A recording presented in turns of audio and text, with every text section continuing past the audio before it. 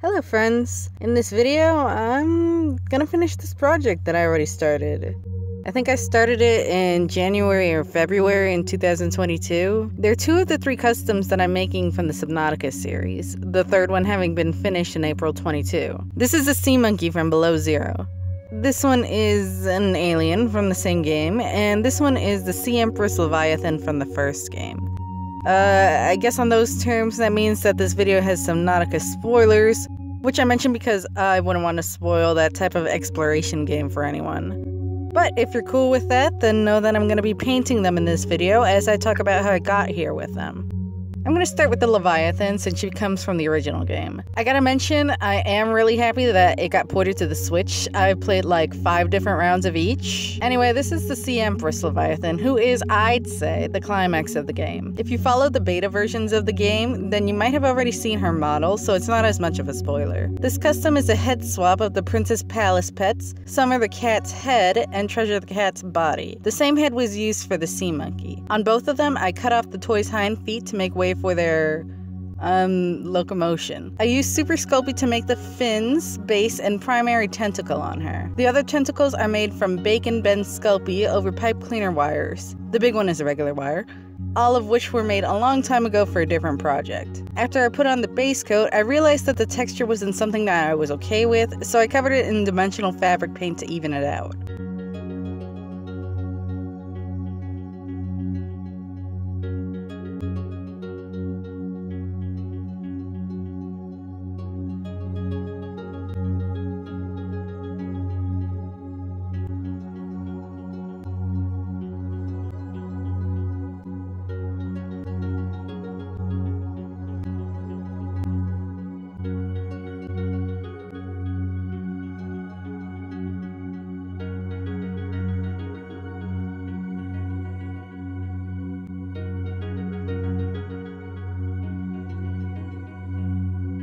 I don't think the creatures with tentacles look good in Subnautica. It works for the warpers, and it could work for some of the animals, like maybe the crab squid, but the dragon and empress leviathans and the cuttlefish all look poorly designed with them. Be that the artisan in me or the biology nerd, I'm not sure.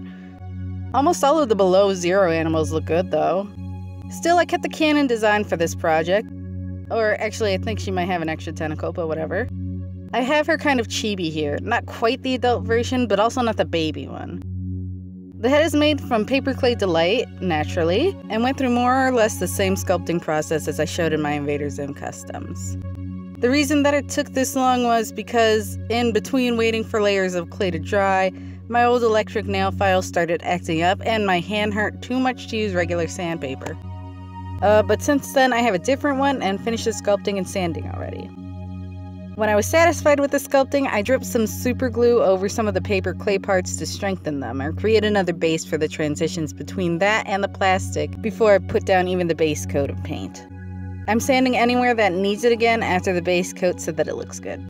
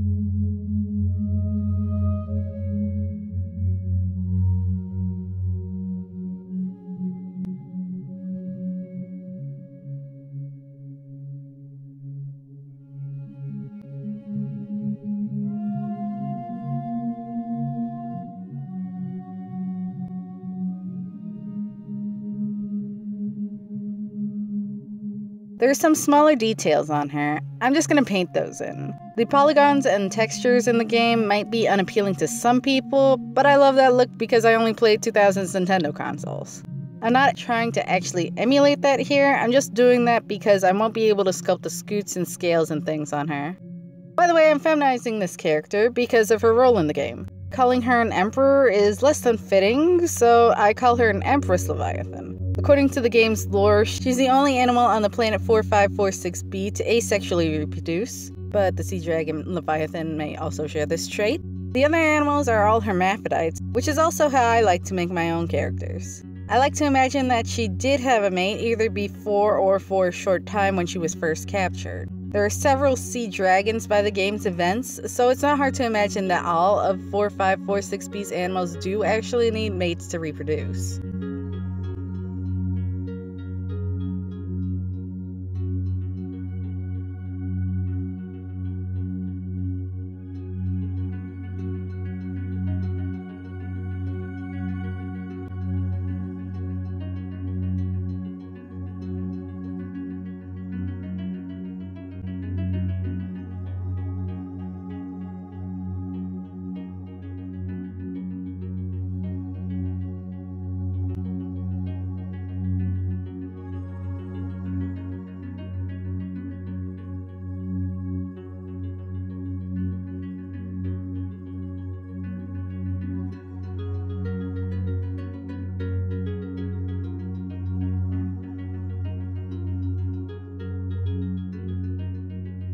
This paint job is definitely simpler than the other one, but I'm going to put on her bioluminescence in this fabric glow paint.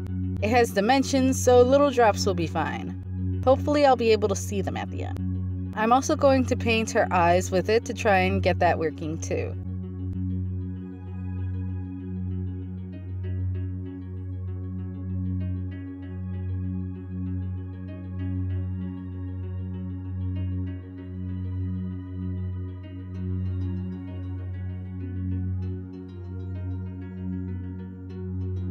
I did this both before and after finishing her with watered down Duraclear gloss varnish. Notice how matte it is. But the glow worked better without the varnish, so the tips of her antennae are a different color, but this orange glow paint is going to have to do. I'm going to start on the other one now, which is actually a centaur. Obviously. The body is a Monster High Frightmares doll, specifically Pixis prep stock. I cut off her tail and removed her wings, the hole for which is going to be empty until later. I bent her arms with heat, and I cut myself pretty darn badly back when I cut the hooves to be the proper shape. Which they aren't, actually. They're supposed to be little twigs at the end, but the Frightmares dolls are a little on the cartoonier side and have bigger feetsies. Somehow I managed to still get it to stand up. The head is completely remade, it's delight, and I used some hot glue and epoxy glue to get it to sit on the neck. It's a little loose still, but it's either this or a static head. Of course, the rest of the sculpting is delight as well, and I used super glue on this one as well to strengthen some of the sculpting and help with the transitions. Here's the spoiler alert for Below Zero, as this is one of the plot aliens in the game. So, this is an architect. Otherwise known as a precursor, one of the aliens that affected 4546b 1,000 years before the events of Subnautica. It's uncertain if there are variants or even other individuals of the architects, this one having an actual name. Alan. Yes, it's Alan, your companion in Below Zero. I love this guy. I'll be honest, I wasn't expecting a centaur, but it is an interesting alien design that looks completely different from the aliens on 4546b, which is really cool. I like a lot of the concepts for them, and just looking at those alone makes this final design that they went with a little strange. The sculpting on this one looks simple, but it was a bit of a challenge to get it right. The legs are vinyl. I'm not sure if it's the same as on other Monster High dolls because it's thicker, but it can bend a little. I tried to get the bent legs to be straight again, but it didn't really work. Like with the Empress, there are a lot of little details on Alan that aren't going to be able to be sculpted. But I did my best, and I was able to make the hands able to twist. The head was a total mess, but the dissociation and memory loss has done its job and let me forget about everything that happened. Long story short, it took a while. This detail on his front legs was a real mess. I bent a needle and stuck it into the leg and then used delight and hot glue to get it a little chunkier than a plain needle. This whole guy looks a lot simpler than what he was. At least the paint job is also simple. I debated myself about how to paint them because of the tools that I have to mask the painting, so I guess the more prominent colors should get the main coloring. On top of that, literally, is probably going to have to be that veining. The green part of him is like plates with the purple in between, but with any hope, I'll at least be able to get them flush. This annoys no one but me, but it really annoys me.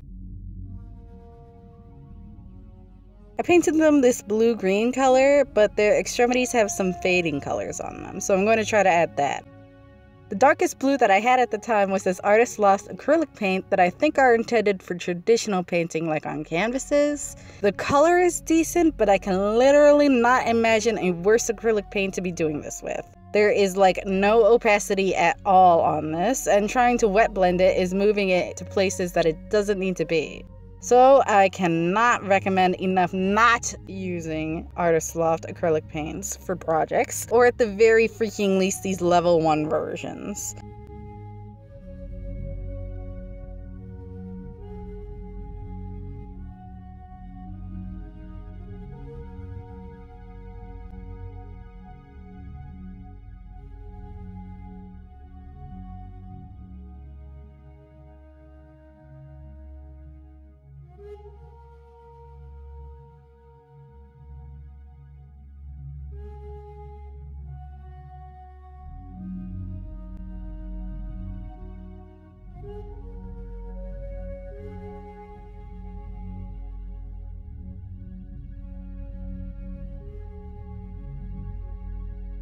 Anyway, after I have the main coloring down, I spray them down well with a coat of Mr. Super Clear so that I can sketch on the bioluminescent patterns on them in watercolor pencil.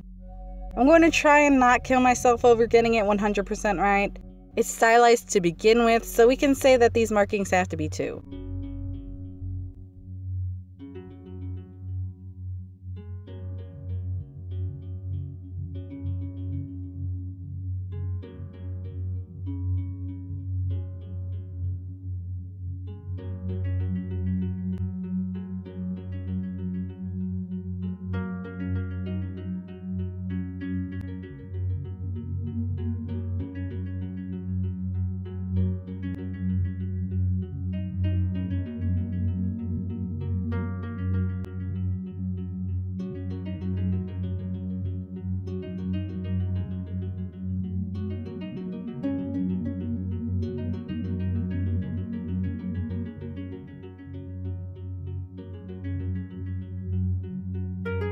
When they're mapped out, I'm going to paint in the proper colors.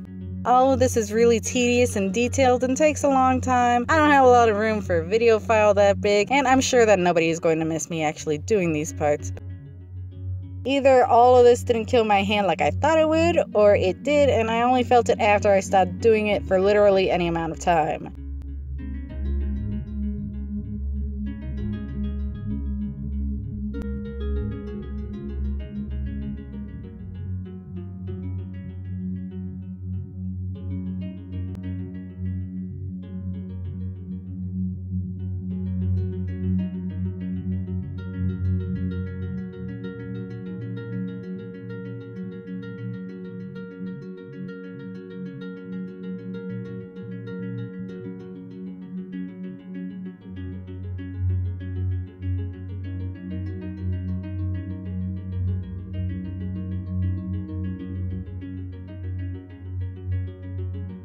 Finishing them with some watered down Duraclear matte varnish. Notice how glossy they are.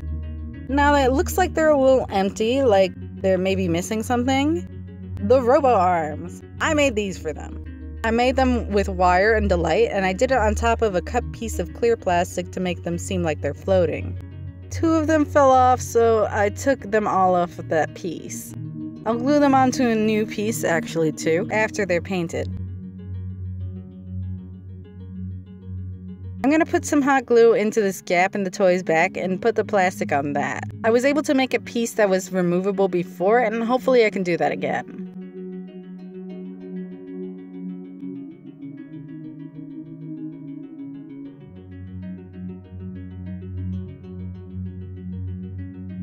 These two have lots of intricate veining, but I kind of consider these accessories and not really part of him, so I'm even less worried than I was for his actual body. Like, he doesn't even have them in the very last shot you see of him, so...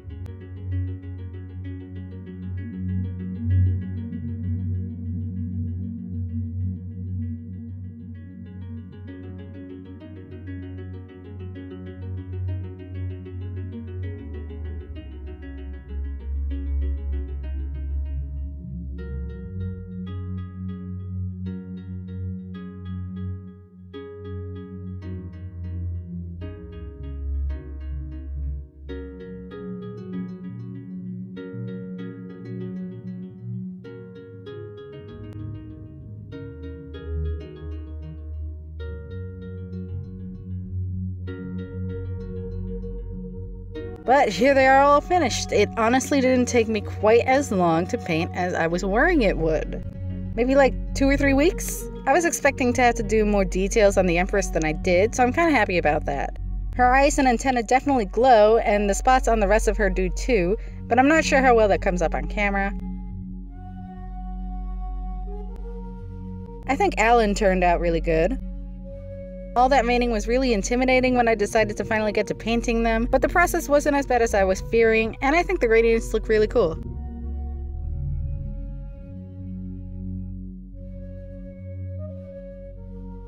I was able to go to the Florida Aquarium and was able to take photos of all 3 of them against some pretty neat backgrounds, so I was happy about that, although they got a little bit of battle damage, but that's fine, I'll be able to fix that later.